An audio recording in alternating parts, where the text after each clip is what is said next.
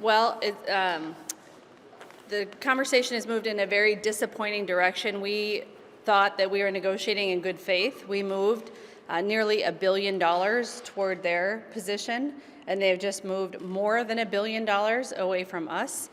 Our red lines are: we are not going to cut health care for elderly Minnesotans. We are not going to cut health care for people with disabilities in Minnesota. We are not going to force all of the school districts in the state of Minnesota to lay off teachers or drive up local property taxes. Those are our red lines, and those are the things that Minnesotans asked us to ensure and protect when we came here to do work for them.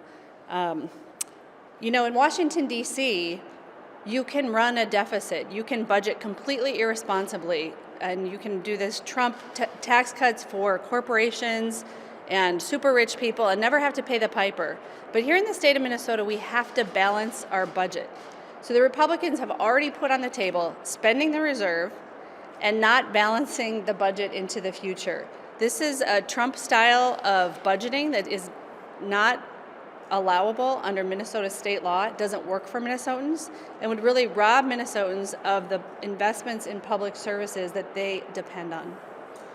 I would also add that Senate Republicans are dramatically overplaying their hand. After the last election, Republicans in state government in Minnesota have one small foothold of any influence whatsoever, and it is 3 Senate Republicans. That's it. If they think that they are going to write the entire budget for the state of Minnesota, that a newly elected governor and a newly elected speaker and House majority are going to capitulate and fall on our face entirely in front of them just because they don't want to do anything or they want to spend in deficit, they are sadly mistaken and badly misunderstand their political position. Minnesotans know what compromise looks like, and no is not compromise. This is working?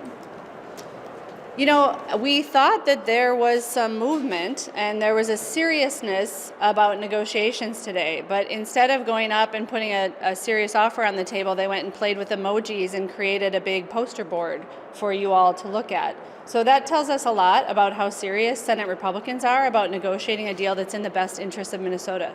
When you're thinking more about what your emojis look like on poster board than the fiscal stability of the state of Minnesota for the next 4 years, I don't think you're serious about negotiations.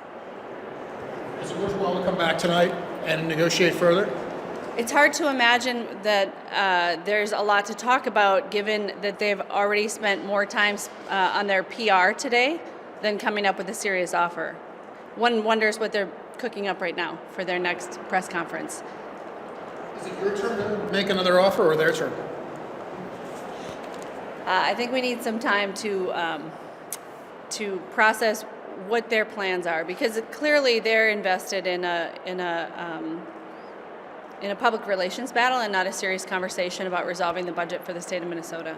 And just to be clear, their offer specifically says that they don't care if there is a deficit in the next biennium, and they also are taking money out of the reserves. This is politicians taking money that they don't need in order to cover up their own political cowardice. And so we cannot weaken Minnesota's budget position in the long run because they lack the courage to actually either raise the revenue needed to fund the services they claim they want or dramatically cut services to people in the state of Minnesota. That's their choice to make, but using our reserves and using deficit spending into the future is not a serious offer, it's not serious negotiating, and it's not serious governing.